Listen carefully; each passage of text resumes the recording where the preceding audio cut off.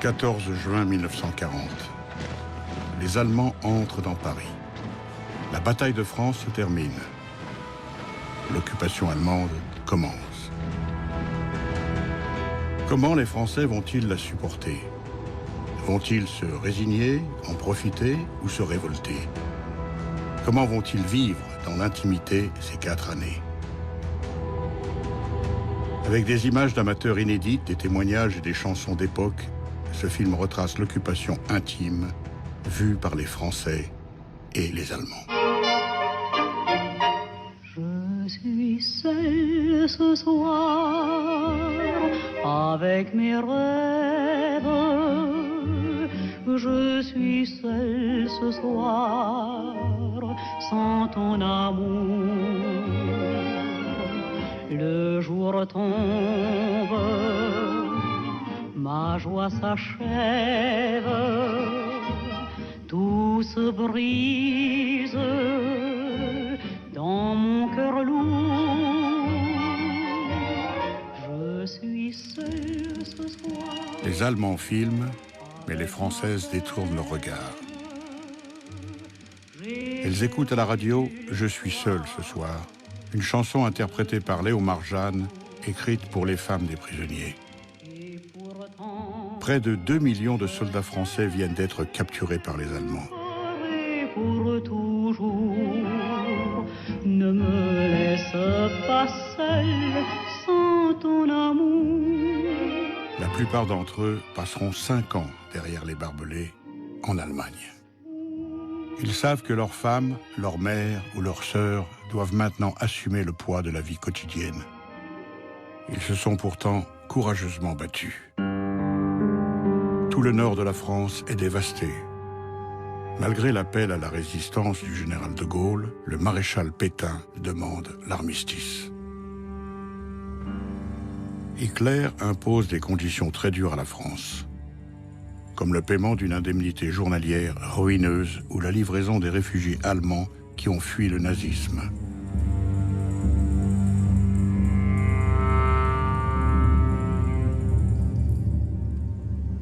Unis derrière le Führer, les Allemands affichent leur victoire et leur soulagement d'être encore en vie.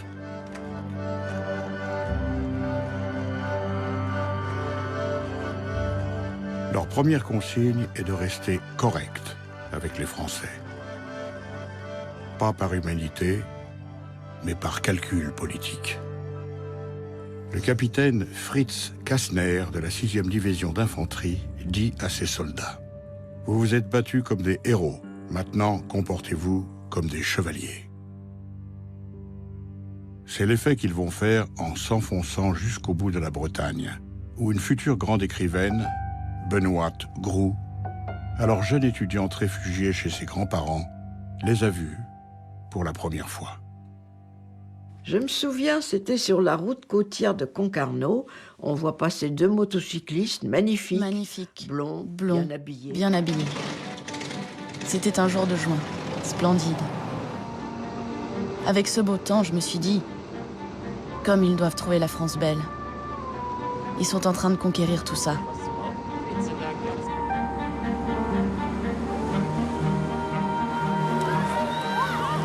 Ça paraissait comme un rêve, un roman. C'était pas vrai. J'étais partie sur les routes de l'Exode, comme des millions de Français qui fuyaient l'arrivée des Allemands. On était persuadés, depuis 14-18, qu'ils violaient les femmes et coupaient leurs seins.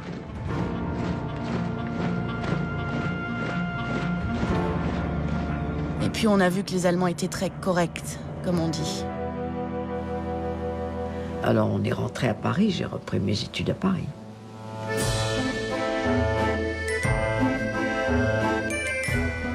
Les affiches allemandes proclament « Population abandonnée, faites confiance aux soldats allemands ».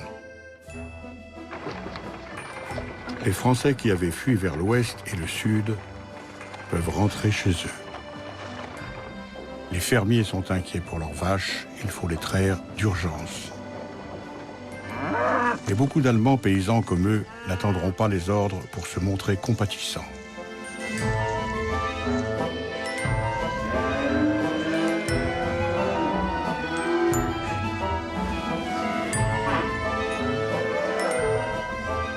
Dans les gares, les réfugiés de l'Exode ont la surprise de trouver des porteurs de l'armée d'occupation.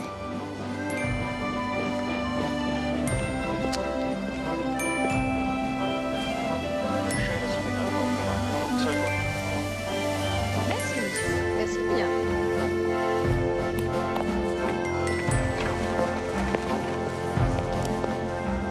Mais toutes ces attentions de propagande ne peuvent masquer la détresse de millions de Français encore sur les routes,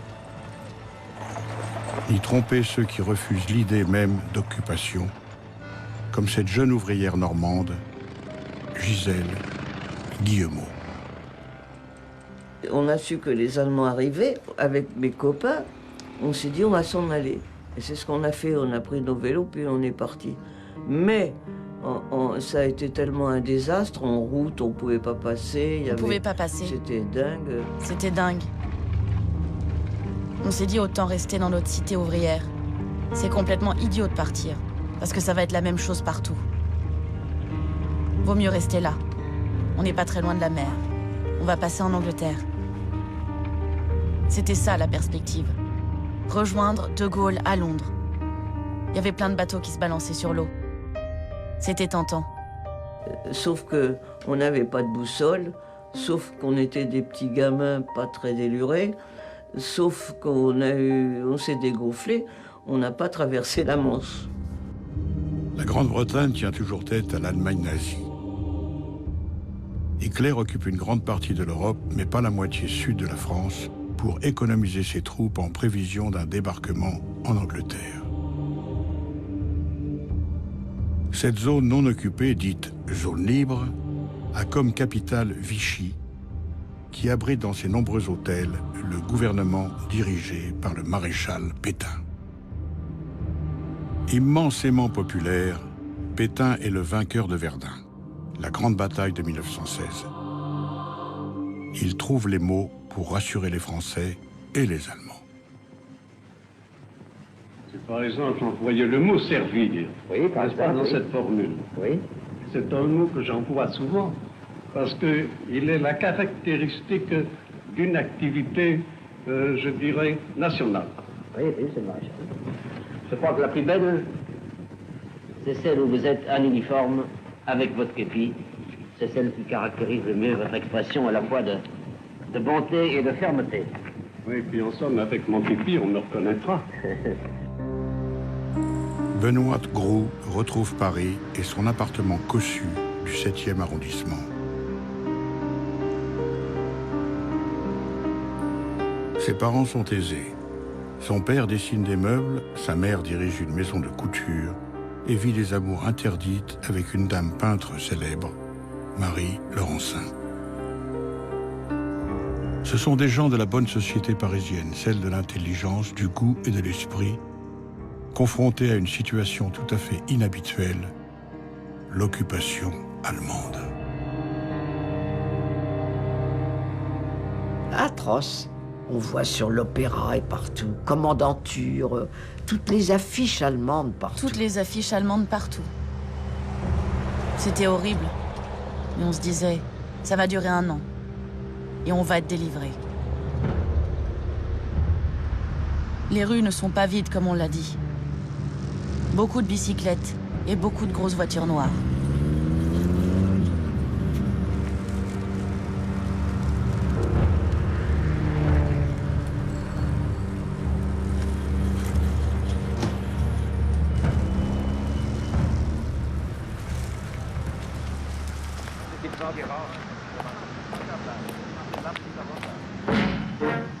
À l'école militaire, concert de clairons allemands. Ils montent la garde devant les canons des Invalides, comme si c'était la chose la plus naturelle du monde. Ah non, pas ça, a-t-on envie de leur crier. Mon père me dit, interdiction de leur parler. Nous nous exerçons à ne jamais croiser leur regard. C'est comme si on avait des œillères, assignées à résidence, des années de prison. Et justement, le grec et le latin et ce que je faisais à la Sorbonne me paraissait une échappatoire merveilleuse. Ça m'a appris à beaucoup, beaucoup aimer la littérature, les grecs et les latins, et à me dire l'écriture, quel refuge. Simone de Beauvoir, alors professeure de philosophie, était là, elle aussi. Elle a relaté cette arrivée de l'armée d'occupation d'une manière surprenante. Beaucoup étaient jeunes et avaient des têtes plaisantes. Les officiers sanglés, gantés, conscients de leur bel uniforme, de leur distinction, de leur courtoisie, étaient d'une morgue épaisse et odieuse. Mais il y avait beaucoup de soldats, tous souriants et heureux, et jeunes et assez beaux. Ils m'ont paru d'une autre espèce, et je sentais quelle formidable aventure ça devait être pour un jeune Allemand de se trouver en France en vainqueur, d'être bien vêtu, bien nourri, et de se sentir d'une race élue. Chaque regard, chaque sourire, c'était la victoire. Il n'y avait pas un visage français qui ne fût une défaite vivante. Conscients d'un danger potentiel, les nazis entreprennent, dans ces premières semaines de l'occupation, une véritable opération de séduction.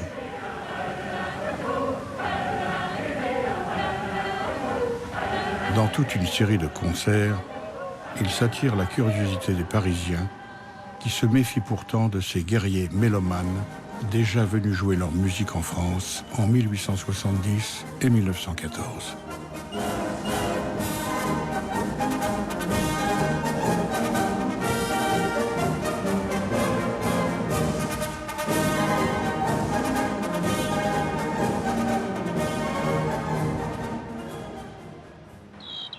Les envahisseurs répandent leur flot musical en France, jusque dans les campagnes lointaines, comme ce village du Loir-et-Cher, Morée, près de Vendôme.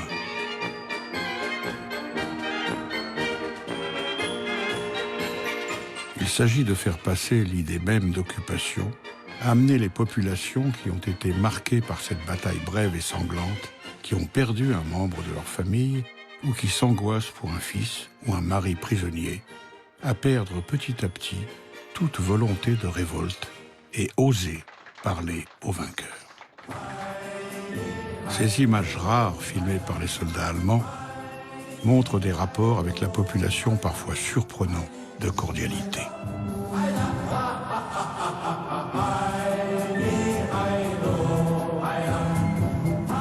De la haine d'un ennemi abstrait, les occupés passent à la découverte d'un père de famille, d'un professeur, d'un artisan.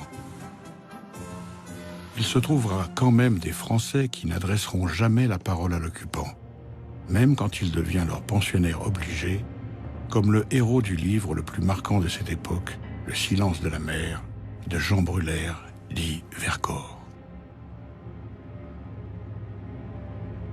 Dès le début, les officiers logent chez l'habitant, dans des maisons de plus en plus imposantes, selon leur grade. Les généraux s'installent dans les châteaux où ils se filment complaisamment. Le haut commandement allemand édite un Merkblatt, une feuille de route qui stipule: ces châteaux sont d'une extraordinaire valeur culturelle. Votre devoir est de leur apporter des soins particuliers. Interdiction d'enfoncer des clous dans les boiseries. Les candélabres ne sont pas des porte-manteaux. Un arbre abattu est irremplaçable.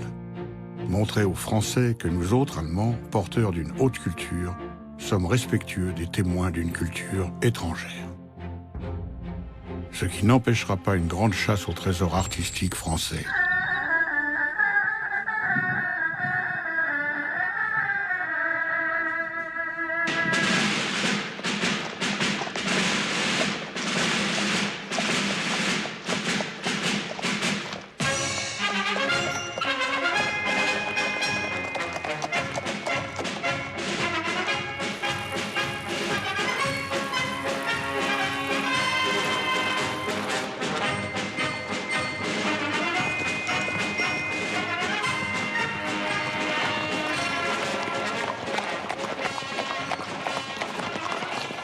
L'armée d'occupation prend ses quartiers.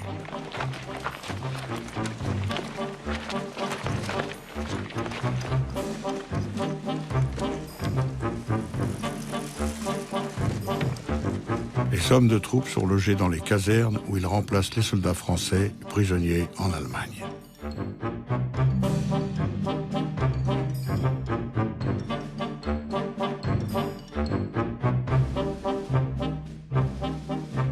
Tous sont heureux comme Dieu en France, c'est un dicton allemand et le titre d'un livre célèbre des années 20. Dieu est-il français?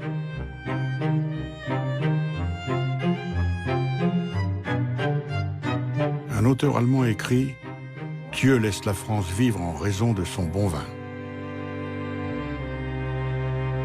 D'ailleurs, un détachement de la 23e division d'infanterie est chargé de réquisitionner le cognac. Son chef, le capitaine Friedrich Görke, et son équipe écument les Charentes en prenant du bon temps.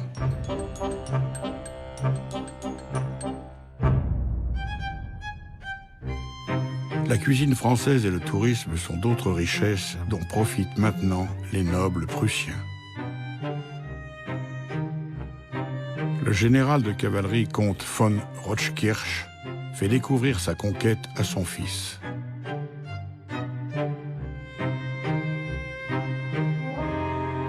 Les chapelles bretonnes et la douceur de Belle-Île.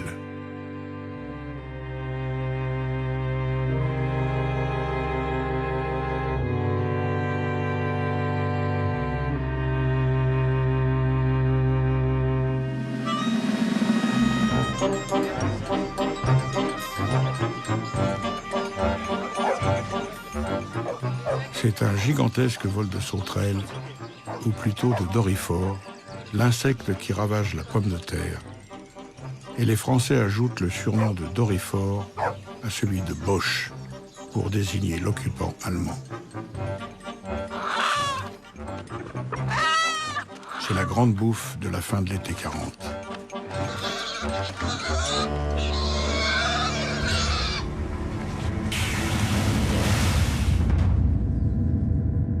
Ici, l'avant-garde de la Gestapo, l'équipe de tortionnaires qui fait une pause en Normandie, avant de s'installer à Paris, où ils vont se tailler une sinistre réputation. Ah, que la France est belle, avec ses bois, ses champs, ses vallons, ses clochers. Chaque région nouvelle nous fait soudain découvrir des trésors cachés. Du Rhône à la Rochelle, de la Garonne au souriant pays normand. Oh, que la France est belle, et comme on est heureux d'être un de ses enfants.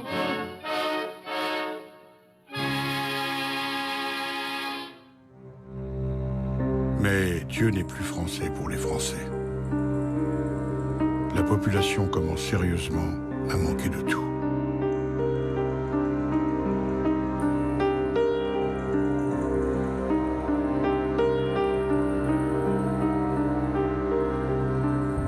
Le gouvernement de Vichy distribue aux Français, selon leur âge et la pénibilité de leur travail, des tickets de rationnement pour acheter, s'ils les trouvent, les denrées de la vie courante.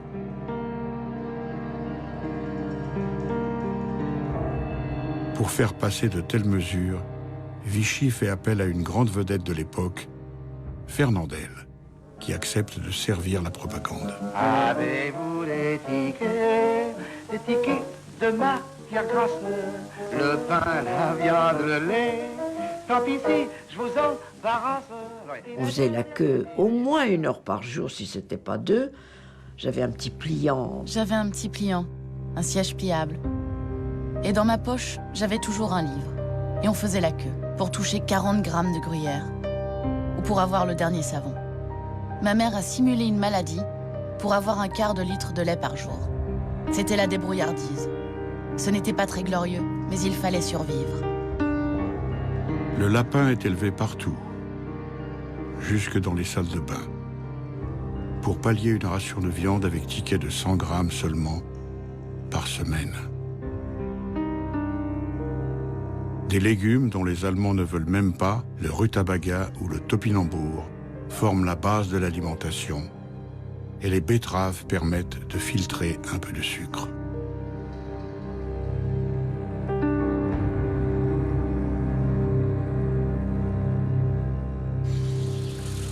On choisissait les garçons selon des critères un peu particuliers. J'avais repéré à la fac un fils de fermier qui faisait une licence de latin. Et je me suis dit, si je pars en vacances avec lui, j'aurai du beurre, il y aura du lard, un œuf. C'était un trésor. On est parti camper, mais pas question d'aller trop loin à cette époque. J'ai commencé à me dévergonder un petit peu, tout de même, vers 22-23 ans. L'ordre moral est censé régner, que ce soit en zone occupée ou en zone libre, de l'autre côté de la ligne de démarcation, où il est difficile de passer.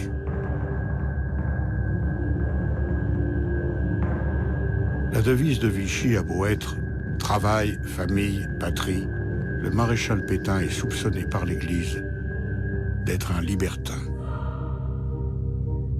À 84 ans, d'une verdeur étonnante, il fait commander chez Elisabeth Arden des produits de beauté qui donnent le teint rose et effacent les rides.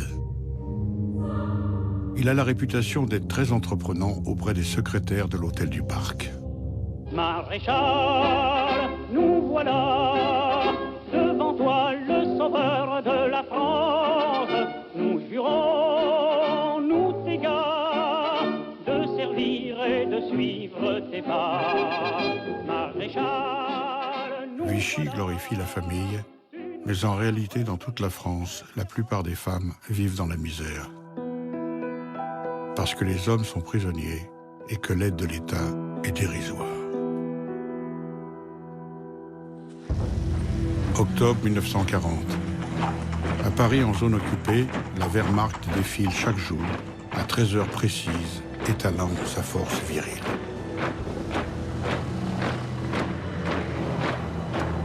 Et ces Françaises qui regardent écoutent aussi, la nuit, après le couvre-feu, la radio de Londres, interdite.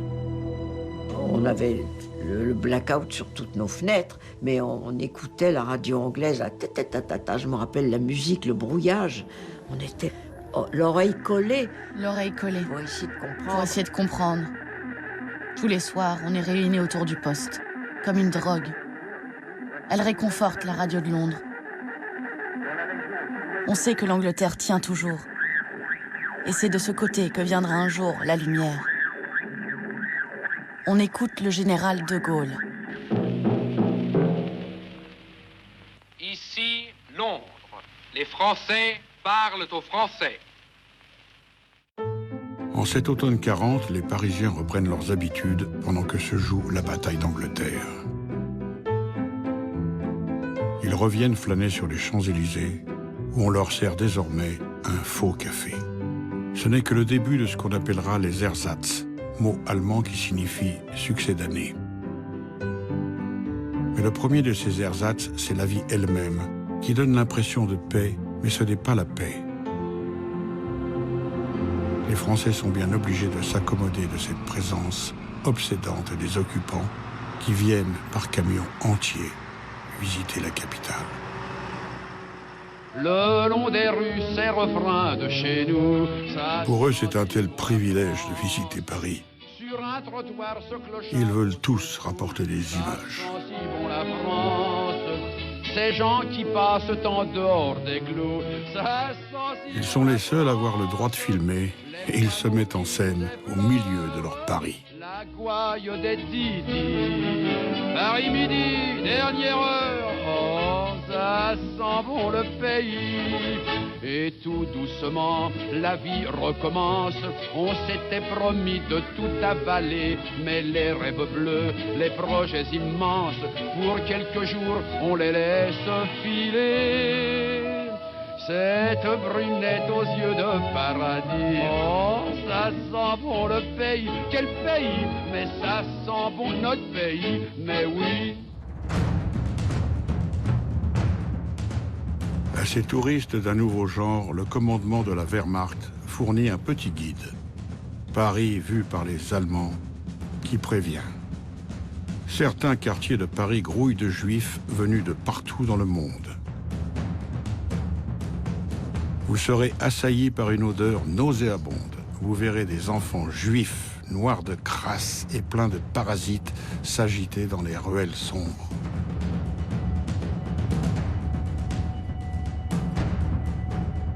Ce guide comporte aussi un plan du métro et une liste de maisons closes parisiennes, dites aussi maisons de tolérance ou plus simplement bordels, qui seront interdits après la guerre. Seuls les officiers les plus fortunés peuvent s'offrir en civil les plus sélects.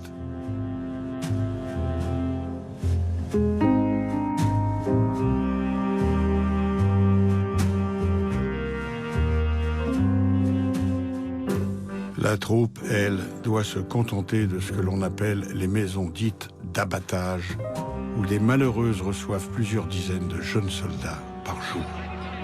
Pour Hitler, Paris ne doit pas être le lupanar de l'Europe. Cette débauche nuit à l'image de son armée invincible. Mais il a autorisé les maisons closes pour lutter contre les maladies vénériennes comme la syphilis, le fléau de l'époque, transmise surtout par la prostitution clandestine. Le haut commandement décrète: toute femme qui contaminera un soldat allemand passera en conseil de guerre. Les prostituées doivent présenter une fiche à leur nom et donner un préservatif que les soldats de la Wehrmacht trouvent trop épais et pénible à utiliser. Selon la loi du Reich, dite de protection du sang, les maisons closes doivent chasser leurs prostituées non aryennes, c'est-à-dire juives. Le commandement allemand ne veut prendre aucun risque avec l'élite de ses forces armées, les indispensables, comme ici les pilotes de Stuka, commandés par le fameux Hans Ulrich Rudel. Rudel et ses hommes ont leur bordel itinérant avec seulement des filles allemandes.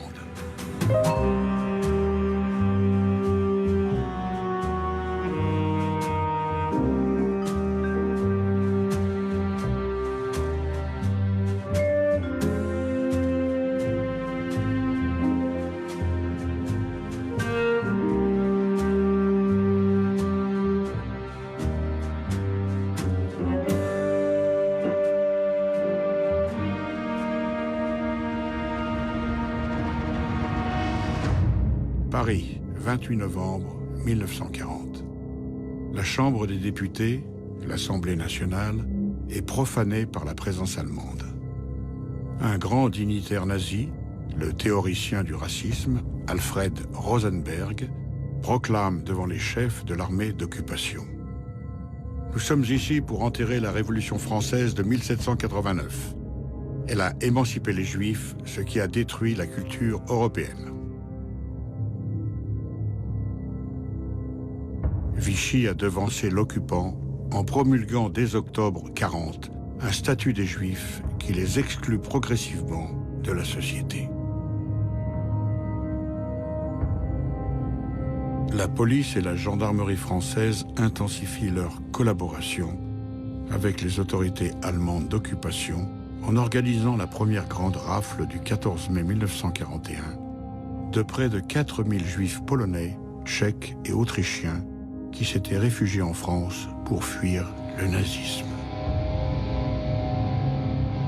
Ils sont internés dans les camps de concentration français comme Beaune-la-Rolande, Gurs, Compiègne ou Pithiviers. Ils seront pour la plupart déportés et assassinés par les Allemands.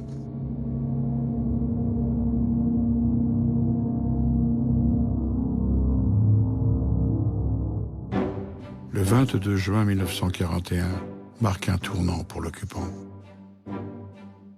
Les jeunes soldats allemands partent pour l'opération Barbarossa, l'attaque de la Russie. Hitler a rompu le pacte de non-agression avec Staline et envahi l'Union soviétique.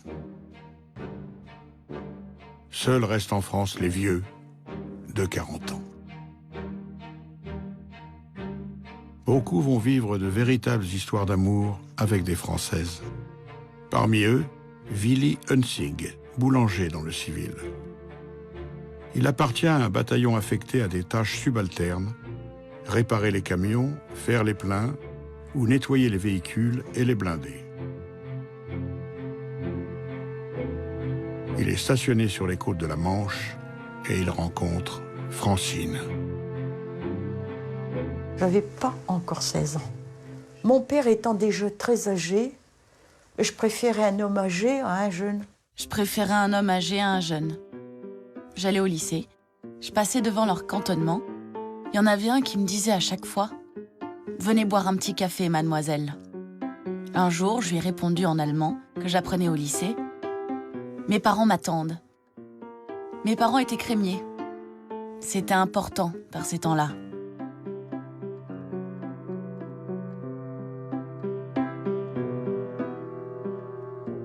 Un jour, Willy m'a proposé d'aller à la plage.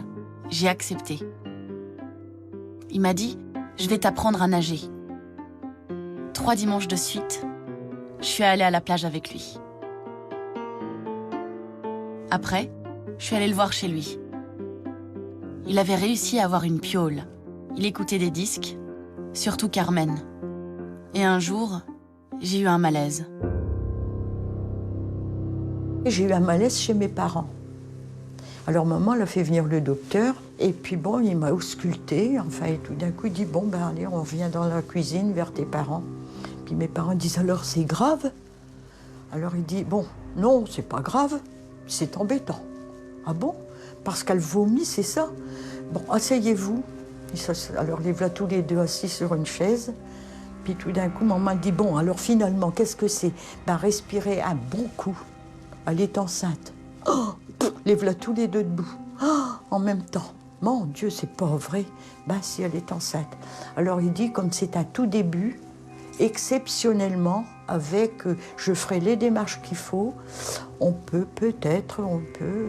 Alors les voilà tous les deux. Ah non, pas question.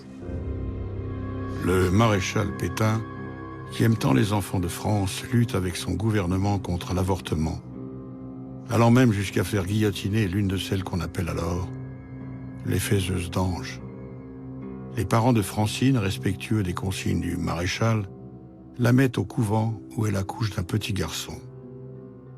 Elle rentre chez elle où sa mère prétend que c'est son fils. La guerre dévore la Wehrmacht et Willy doit partir lui aussi. Ils parviennent à s'écrire encore tous les jours. Les derniers mots de Willy dans sa dernière lettre: « Je voudrais pouvoir t'embrasser sans cesse, ma petite friponne. Willy. »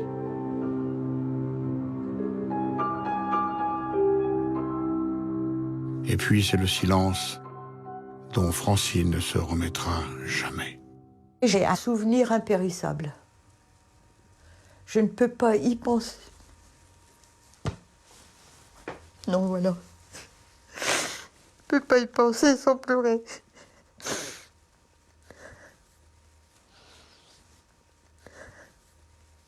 Voilà. C'était le premier.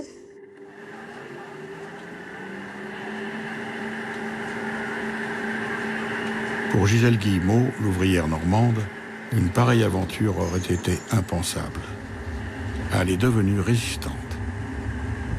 Il faut dire que j'avais des problèmes avec ma mère depuis toujours.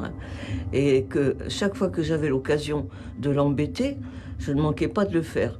Et je savais qu'en faisant de la résistance, ça lui plairait pas du tout. Ça lui plairait pas du tout. Ce que je voulais avant tout, c'est faire du mal aux Allemands. J'ai commencé par porter des tracts et des messages avec mon vélo. Gisèle Guillemot entre au Parti communiste, jusqu'alors paralysée par le pacte germano-soviétique et qui se veut désormais le fer de lance de la résistance.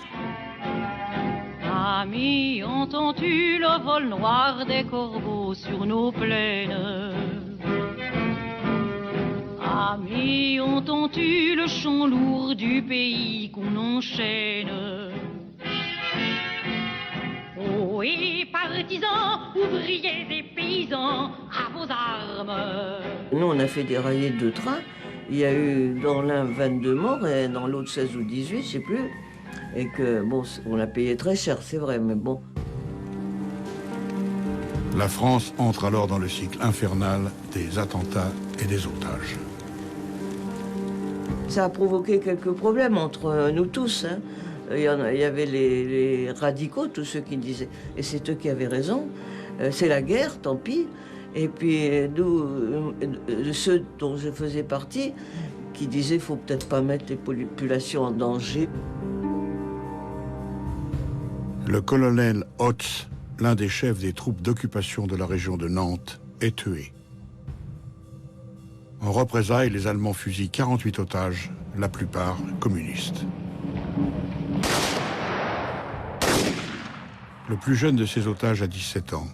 Il s'appelle Guy Moquet. Il écrit une dernière lettre à ses parents.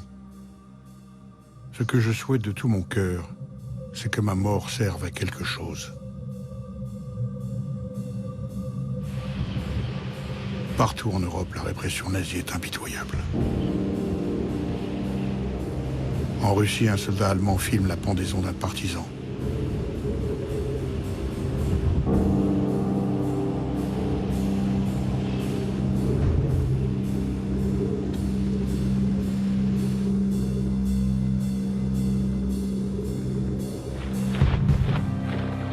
Partout, la peur s'installe un peu plus chaque jour.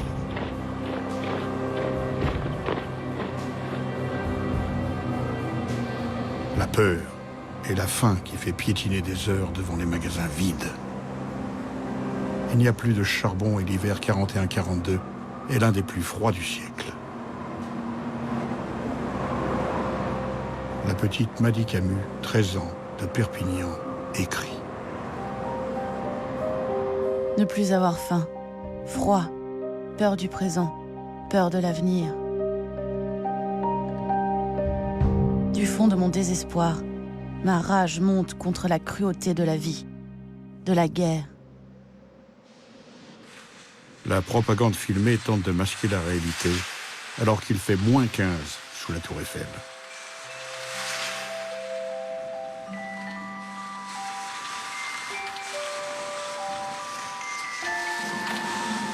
Mais pour les Allemands qui ont la chance de ne pas être sur le front de l'Est, c'est la fête permanente. Comme ici des aviateurs en permission à la patinoire Molitor.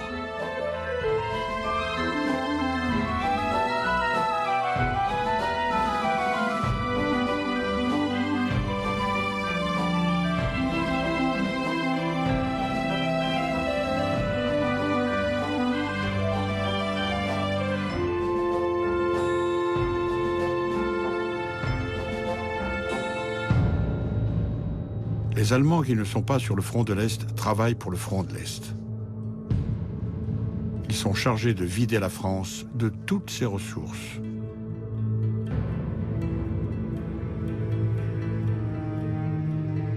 D'une certaine façon, on travaillait tous pour l'Allemagne. Hein. Aussi bien dans la plus modeste des fermes qui produisaient du beurre ou des œufs et que les Allemands réquisitionnaient pour eux. Hein. Le beurre pour l'envoyer en Allemagne, les œufs pour les manger sur place. Toute une nouvelle catégorie d'occupants investit les beaux quartiers et les meilleurs hôtels de la capitale où ils se filment dans l'intimité, étonnés de se retrouver dans un luxe qu'ils n'ont sans doute jamais connu. Ce sont les nouveaux dorifores. Des techniciens, des économistes, des financiers. Leur rôle est maintenant vital pour l'Allemagne nazie, qui n'est plus dans une logique de guerre éclair, mais de lutte longue contre l'ennemi soviétique qui a stoppé l'offensive allemande devant Moscou. Ils partent chaque matin pour les innombrables bureaux qui organisent ce pillage, la plupart installés dans le 8e arrondissement de Paris.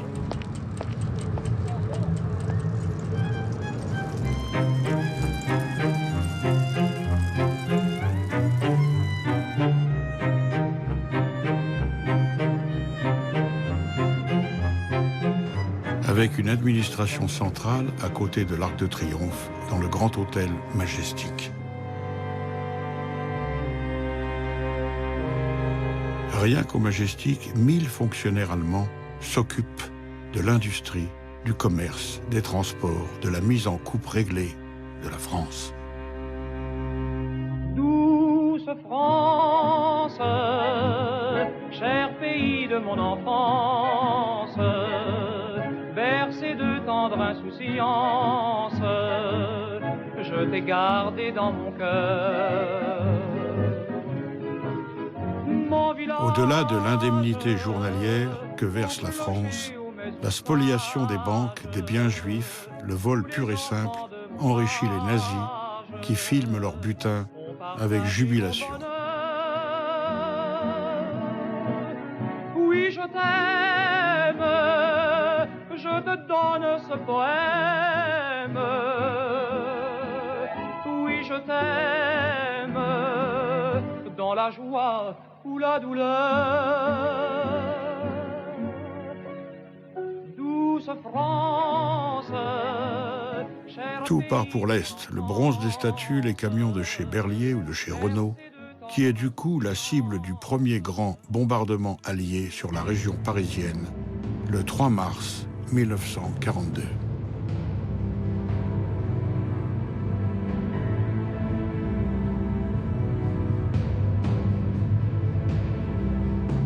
Les aciéries, les usines d'aviation, toutes les entreprises françaises travaillent pour l'Allemagne. Et le véritable ministre de l'économie française, c'est le général Elmar Michel. C'est un vrai nazi, mais dans l'entourage d'Hitler. Il est traité de francophile avachi, parce qu'il veut laisser aux Français un minimum de nourriture pour qu'ils puissent travailler. Les ouvriers n'ont pas le choix. Participer en France à l'effort de guerre nazi ou partir directement en Allemagne, car Vichy et l'occupant ont institué un service du travail obligatoire, le STO. Ils seront 600 000 à être ainsi obligés de remplacer les Allemands, mobilisés sur tous les fronts. 1 sur 20 mourra dans les bombardements ou exécuté par la Gestapo pour sabotage. Les soldats français prisonniers en Allemagne sont obligés de travailler, eux aussi, surtout dans les fermes où il peut leur arriver de remplacer les maris. Plusieurs dizaines de milliers d'enfants naîtront ainsi.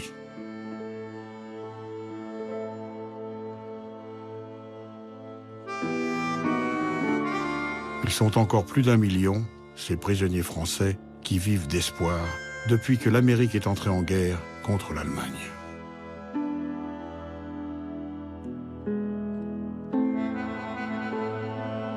Mais avant tout, ils pensent à la femme aimée.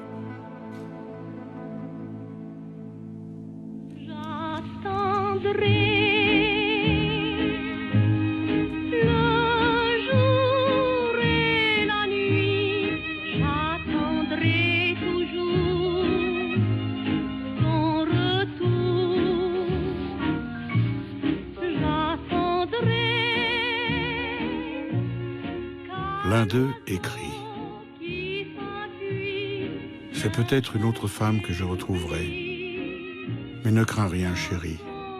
J'entrerai doucement, sans bruit, pour ne pas troubler tes nouvelles habitudes. Il m'appartiendra de me laisser guider, de t'écouter, car toi aussi, tu as souffert. »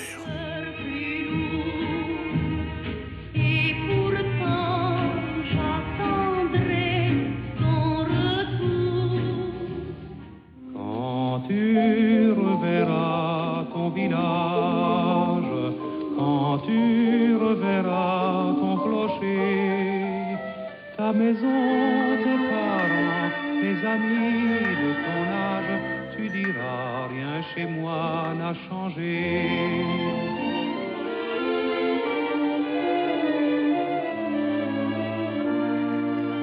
Quelques Français ont encore des rouleaux de films pour nous transmettre ces images d'une sorte de France éternelle, malgré l'occupation, où la vie continue, avec ses premières communiantes, comme ici au village de Mézières, près de Rennes.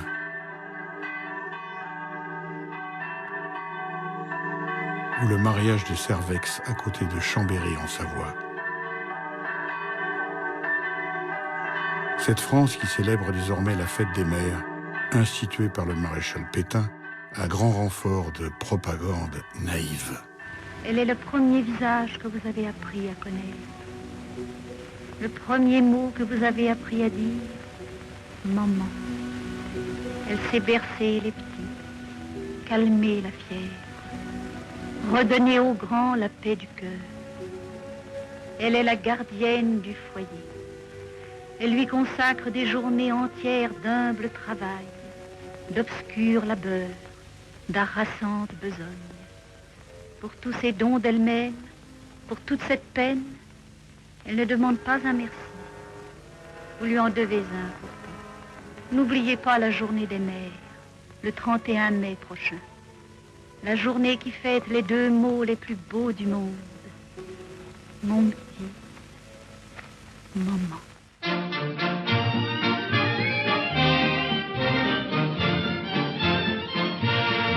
Ils s'aimaient depuis 2 jours à peine. Il y a parfois du bonheur dans la peine. Mais depuis qu'ils Les Français veulent oublier l'occupation, leur destin n'était plus malheureux. faire comme si elle n'était pas là. Vivaient avec un rêve étrange. Et Les airs sont légers, les paroles tendres et nostalgiques. Leur amour était un vrai printemps, oui, aussi pur que leur tendre 20 ans. C'est la romance de Paris, au moins des rues. La romance de Paris, que chante Charles Trenet, incarne bien cette ambiance surprenante comme le montre aussi la presse féminine de l'époque. C'est ce que souligne l'une des gloires de la littérature d'alors, Colette. Vous pensez que je lis par nostalgie un journal de mode d'avant-guerre? Non. Entre la queue pour le lait, la mayonnaise sans huile et sans œufs, la chandeleur sans crêpes, Paris produit ses tours de force les plus typiques. La robe de velours façonné, la blouse en laméor. Dans les bois pour cueillir le muguet, ou sur un bateau pour naviguer. Tout manque, et pourtant l'avenue de l'Opéra ou l'avenue Montaigne donnent toujours le ton à l'Europe. Et quand il lui prenait un baiser, Les officiers allemands viennent y acheter des cadeaux pour leurs femmes. Comment ce miracle est-il possible? Grâce au système D, comme débrouille. Tout resserre. Les costumes et les robes sont retournés, les pantalons d'hommes sont retaillés et recyclés, et surtout l'absence complète de bas de soie. La soie qui est entièrement expédiée en Allemagne pour la fabrication des parachutes est remplacée par des marques de fond de teint spéciales, comme le Filpa, insensible à l'eau et qui donne une jolie couleur bronzée aux jambes. c'est la romance de Paris, au coin des rues qu'elle fleurit. Ça met au cœur des amoureux un peu de rêve et de ciel bleu, que tout le monde en était pris. C'est la romance. Les semelles sont en bois pour remplacer le cuir qui sert à fabriquer les bottes de la Wehrmacht. Le bruit des villes change. J'aime le tap-tap des semelles en bois. Ça me rend... La mode, la légèreté de vivre liée à la précarité du destin entraîne cette liberté des allures et des corps qui attire un reproche de Colette. Est-ce à cause de l'occupation, de l'omniprésence d'une multitude étrangère et virile, que la femme assume des dehors de gamine? Sur elle, la profusion éparse des cheveux, l'indiscrétion des boucles, la jupe insuffisante en longueur, dans laquelle le vent et le regard se jouent, sont des erreurs dont la grâce française a fait autant de provocations. On a envie de dire « Chut, nous ne sommes pas seuls, on vous regarde ».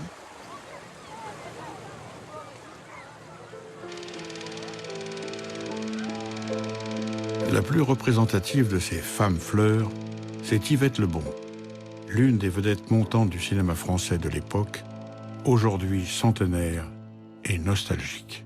Il y avait une certaine inconscience. Je ne sais pas jusqu'à quel point on se rendait compte. Quand on était un peu privilégié, il y avait du champagne, on manquait de rien. On manquait de rien. Vous savez, dès qu'on était connus, on trouvait de tout. On s'habillait chez les grands couturiers, on était élégante. C'était une manière aussi de donner le change.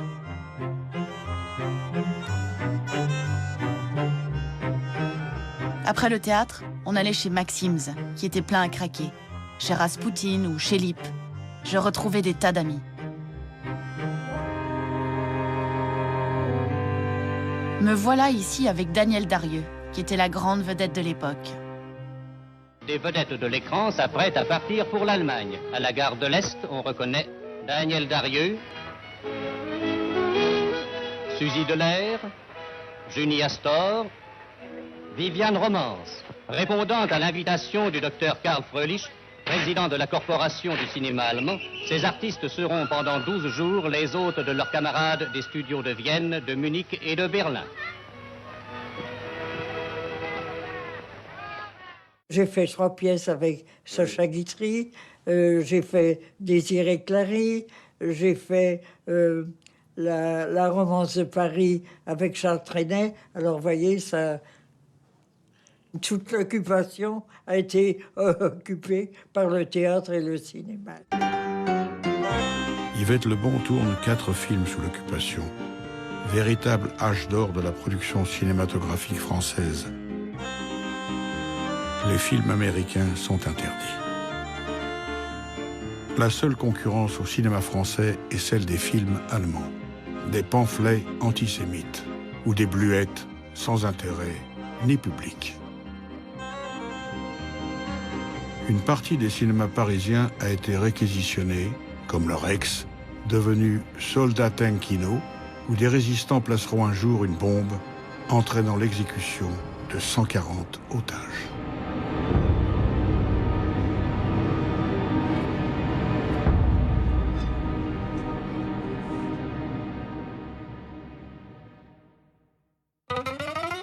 Yvette Lebon devient la maîtresse du parrain de la presse, collaborationniste Jean Lucher. Elle est pour lui la Vénus des nouveaux temps.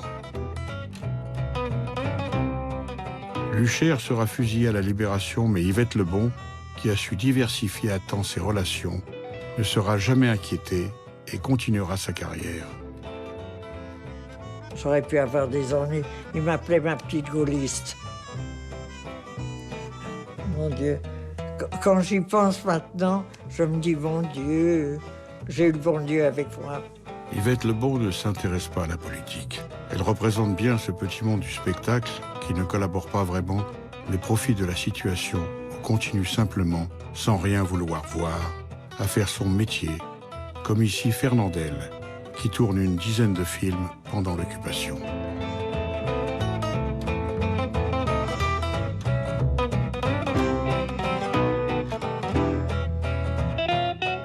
Futur auteur à succès de théâtre de boulevard, Pierre Barillet est un proche de Jean Cocteau et de Jean Marais.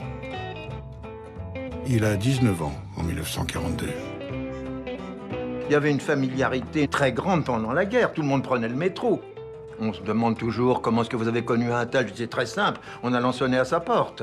Ah bon, eh bien Marais, c'est un peu les vedettes, c'était comme ça. Tout d'un coup, elles étaient un peu désacralisées, puisqu'elles se retrouvaient mêlées au public.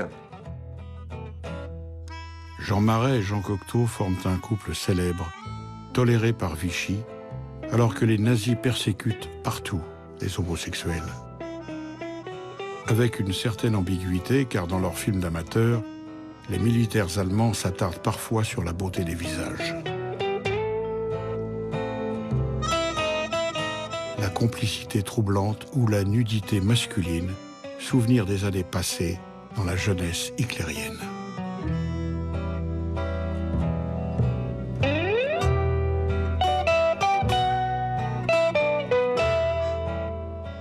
Et le sculpteur officiel d'Hitler est Arnaud Breker, qui expose ses gigantesques corps masculins ariens à Paris en mai 1942.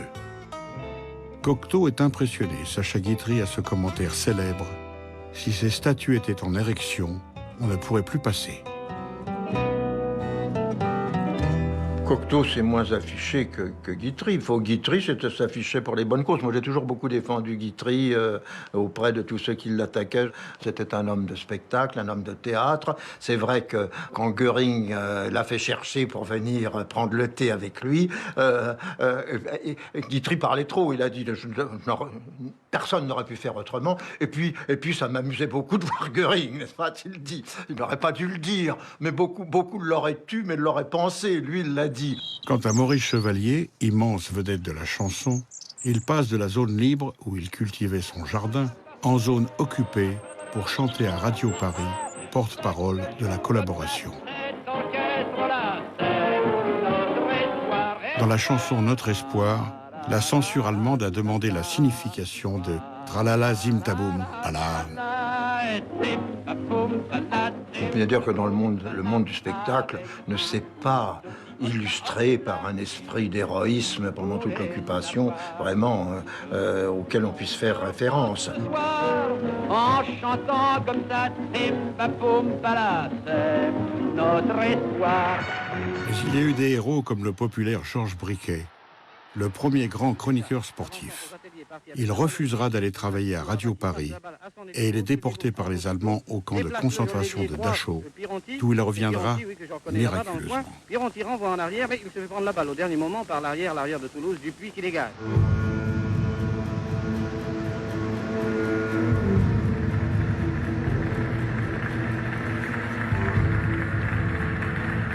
Le monde de la nuit intéresse les nazis qui peuvent y recruter des hommes de main parmi les personnages louches qui le fréquentent, comme ce trafiquant de métaux bien vu par les nazis, malgré ses origines, le fameux Monsieur Joseph Johanowiczi. Les boîtes de nuit et les cabarets restent donc ouverts et florissants en contribuant au maintien de l'ordre, car ils donnent une impression de vie normale, joyeuse, dans l'horreur de la guerre. Tout un répertoire bien français qu'apprécient les soldats allemands en permission quand ils en ont les moyens.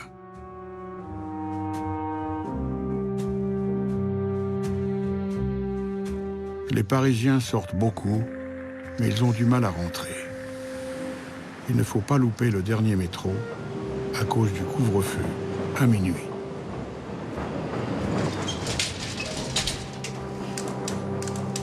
Dans la nuit, les bouchers clandestins dépècent des bêtes et leur font faire la traversée de Paris en revendant les morceaux 3 fois le prix. Ce cochon avait grandi à la campagne où les citadins viennent se ravitailler au marché noir.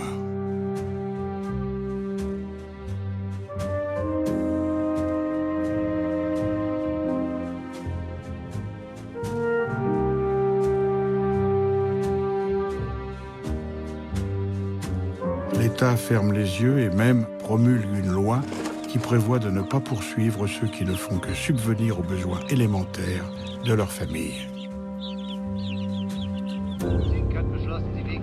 Par contre, Vichy tente de lutter contre le grand trafic, mais ce sont des Allemands qui l'organisent, avec leurs hommes de main, les bandits de la Gestapo française. Un agent secret allemand, Otto Brendel, est à la tête d'un mystérieux bureau Otto, qui revend une partie des produits du pillage au marché noir et empoche des sommes astronomiques.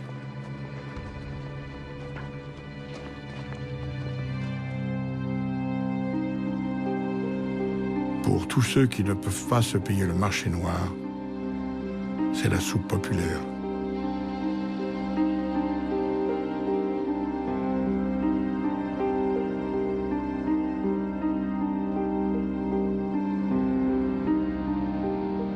Une génération d'enfants grandit avec la tuberculose, le rachitisme, les maladies osseuses.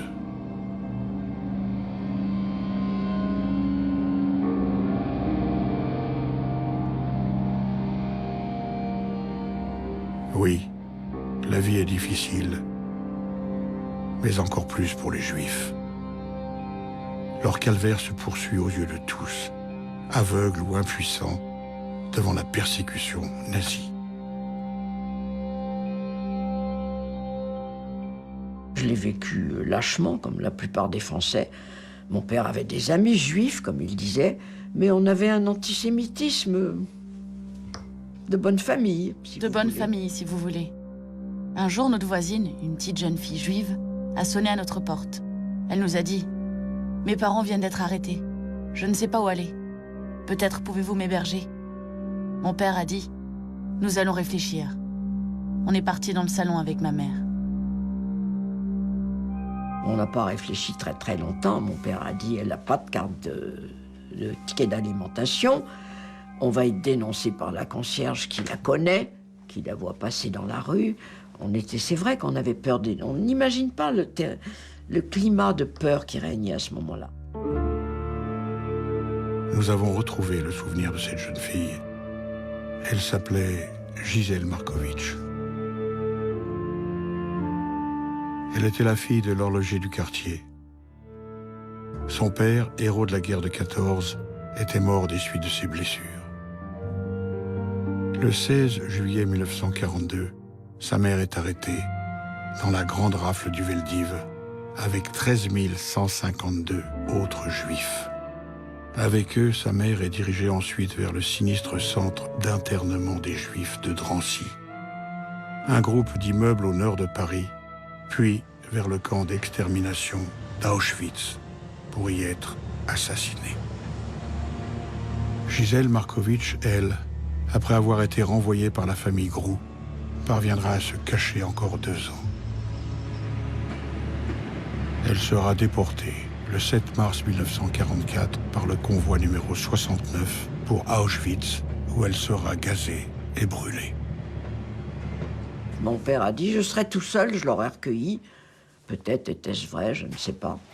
Mais là, j'ai charge d'âme, j'ai 2 filles de 14 et 18 ans et je ne veux pas prendre le risque d'héberger une petite juive qu'on ne connaît pas. Et on lui a dit « Mademoiselle, désolée. » Et j'ai pas bronché, alors que je me croyais déjà humaniste de gauche et tout ça, et que j'allais dire « Papa, on la garde, on verra bien. » Eh ben, je n'ai rien dit parce qu'on vivait dans un climat de lâcheté, parce que j'étais pas encore courageuse, parce que... Bref, et j'ai voulu le mettre dans un de mes livres comme pour m'acquitter d'une dette. Je m'acquittais pas, parce qu'on ne les a jamais revus. Mais l'éditeur m'a dit « Mais quelle mauvaise idée !» J'ai presque pas reçu de lettres d'injure, quelques-unes. Mais d'autres m'ont dit au contraire, c'est courageux, c'était comme ça.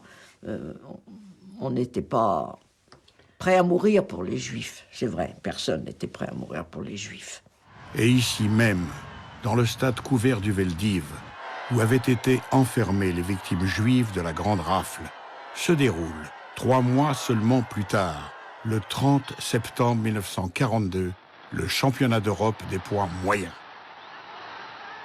Le plus grand champion de boxe français de tous les temps, Marcel Cerdan, expédie avec son punch exceptionnel et surtout sa hargne, le champion du franquisme, José Ferrer. C'est un combat symbolique pour Cerdan, qui a déjà fait la campagne de 39-40 et qui s'engagera dans la nouvelle armée française pour lutter contre le nazisme. Cerdan sera, après la guerre, champion du monde et tombera amoureux d'Édith Piaf. Celle que l'on appelle la môme Piaf à 27 ans et fait ses grands débuts.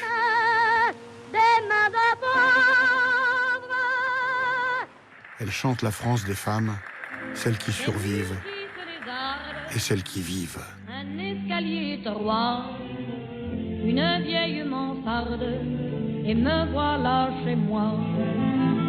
Un lit qui se gondole, une table de guingois, une lampe à pétrole, et me voilà chez moi.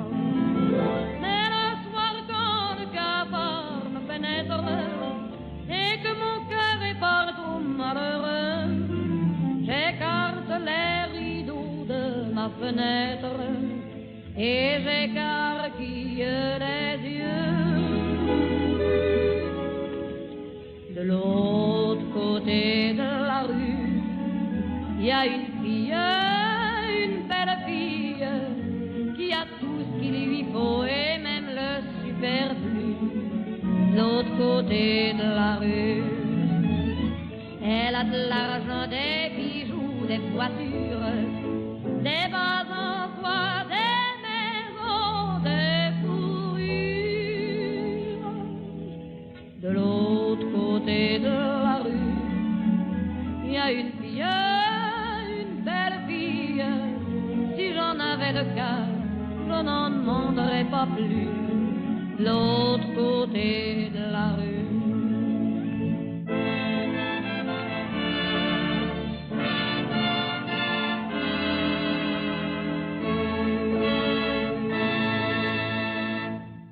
Il y avait deux tranches de gens. Ceux qui s'en foutaient, qui étaient les plus nombreux, et qui se disaient que ça finirait bien un jour. Qui se disaient que ça finirait bien un jour.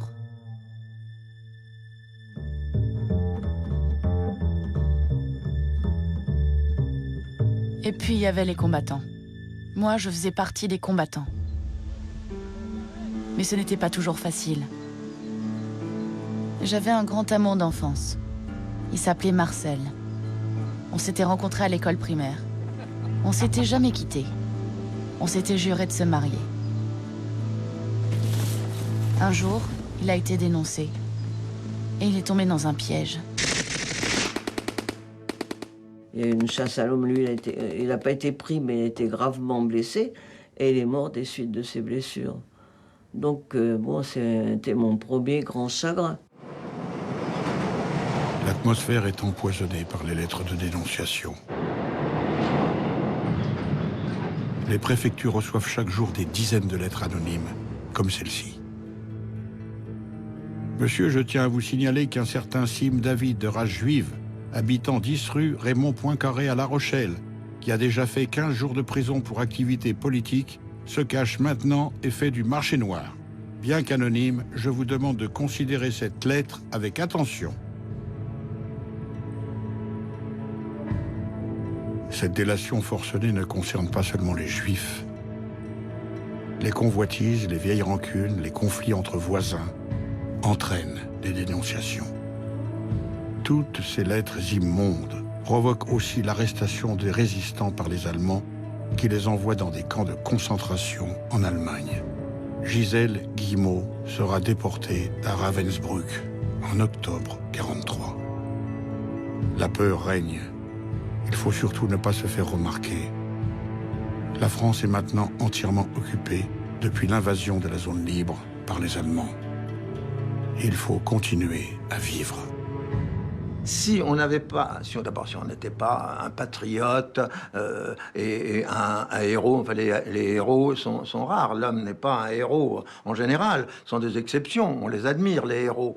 Mais bon, si on n'était pas un héros et si on n'était pas juif, hein, la vie, évidemment, était très restreinte, mais elle n'était pas vraiment difficile. Elle était presque normale. La France a fini par s'organiser dans la pénurie.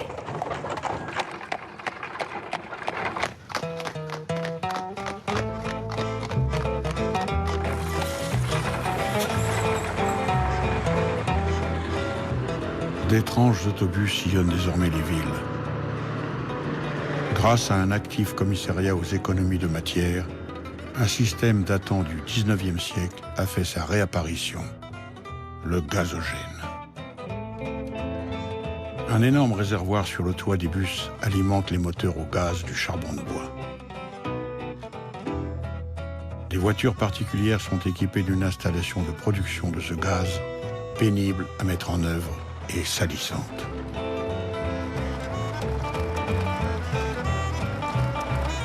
Leur autonomie est limitée par le nombre de sacs de charbon nécessaires.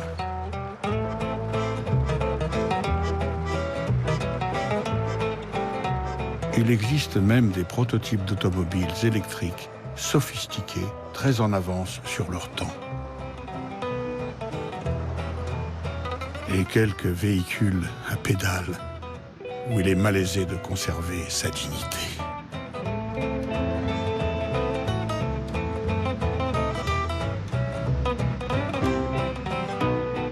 Le moyen de transport le plus généralisé est le vélo. Là aussi en avance sur son temps, et le taux de pollution de la capitale a dû certainement connaître des minima historiques.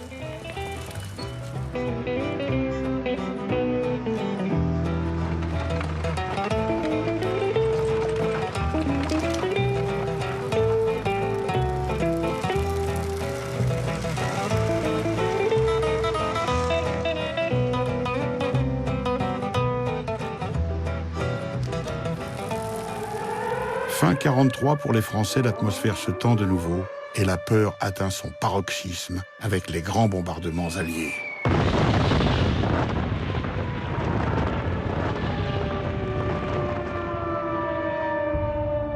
Les familles passent de plus en plus leur nuit dans les caves.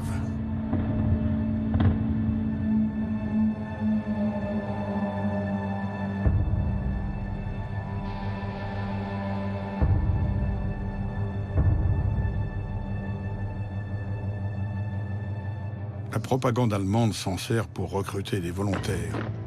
L'Allemagne nazie, saignée à blanc après Stalingrad, a besoin d'hommes.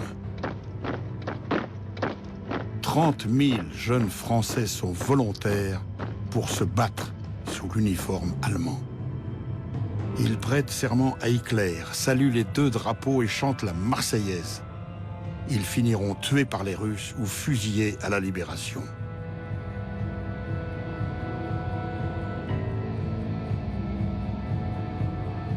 Printemps 1944, au cœur de l'Allemagne, les prisonniers français entrent dans leur 5e année de misère.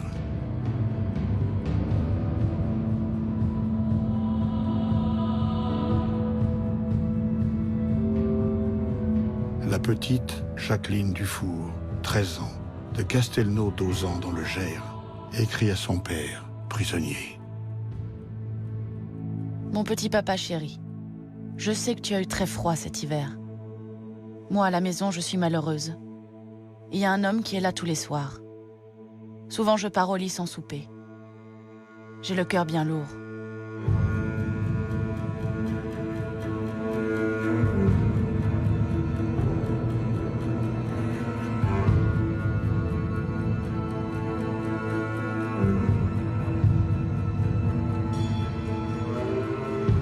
La misère créée par la guerre engendre une prostitution clandestine de plusieurs dizaines de milliers de femmes, parfois employées dans les restaurants, où elles côtoient les soldats allemands prêts à payer l'équivalent de 30 € plutôt que de fréquenter les sinistres bordels autorisés. À Paris, le quartier de Montmartre concentre les hôtels peu regardants où les soldats d'une armée d'occupation plus désorganisée transgressent les ordres de leur commandement.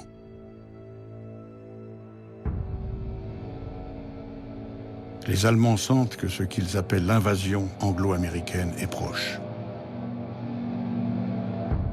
Les renforts n'ont pas 20 ans et ne songent qu'à l'instant présent. Certains d'entre eux entament une véritable idylle avec des jeunes Françaises. Ils filment leur passion. Ce ne sont plus les fiers guerriers de 40. Ce sont des jeunes gens amoureux pour leur malheur. Un long regard sans rien se dire, pris au hasard de votre chemin. Un simple mot dans un sourire a tracé votre destin. L'aventure est au coin de la rue. Aujourd'hui c'est pour moi et demain. 200 000 enfants ont été conçus pendant l'occupation. Souvent, ils ne l'ont appris que très tard, comme Gérard Lenormand, qui écrit à 35 ans cette chanson « Warum, mein Vater ?» « Pourquoi, mon père ?» sur ce soldat allemand dont il est le fils. Warum, mein Vater, traîne dans mon cœur. Warum, mein Vater, mon enfance meurt. C'est quelqu'un qui aimait beaucoup les femmes, apparemment, et qui aimait l'aventure, quoi. Et je sais je ne suis pas le seul de ses enfants sur la planète Terre, France en tout cas. Il était très beau. Et surtout, il avait beaucoup de classe apparemment. Je n'ai pas trop de détails sur lui. J'ai toujours plus ou moins refusé d'en savoir trop. Je ne peux pas en vouloir à ma mère de son histoire, de mon histoire. C'est Roméo et Juliette. Roméo et Juliette, voilà, des temps modernes, des temps de la guerre. C'est une rencontre, une môme et un jeune mec, qui crachait pas dessus. Et je suis une conséquence, bien sûr. Deux êtres qui font l'amour, il y a des suites. On n'est pas au XXIe siècle à l'époque, etc. On vit dans un petit... On n'a pas d'éducation du tout sur le sexe. Alors, quel est le problème? Et c'était une... C'est quoi? Faut la brûler sur la place publique. On était très proche du Moyen-Âge. Et puis, un ennemi, si on a serré la main à un ennemi, c'est pas forcément honteux.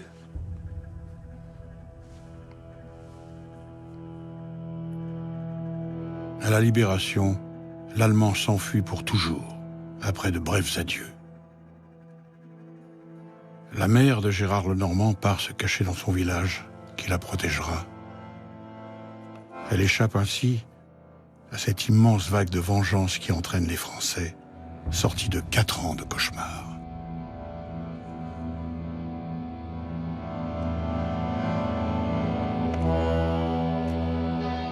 Environ 20 000 femmes sont ainsi tondues, souvent sur de simples rumeurs, par des résistants de la dernière heure qui ne se seraient pas aventurés quelques jours plus tôt à peindre des croix gammées sur la tête d'un SS.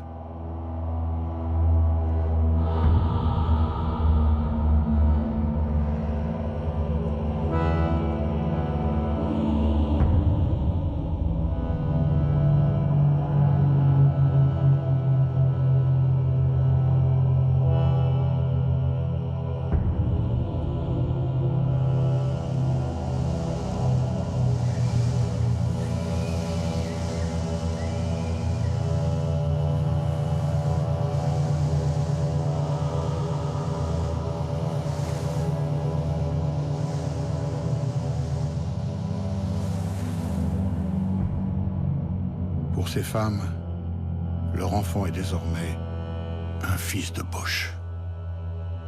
Sur ces 200 000 enfants, 42 demanderont et obtiendront la nationalité allemande. Mais pour des millions d'autres enfants, la libération, c'est une autre chanson.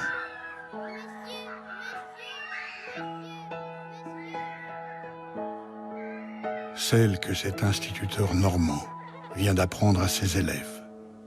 Le chant des libérateurs, le premier hymne des États-Unis.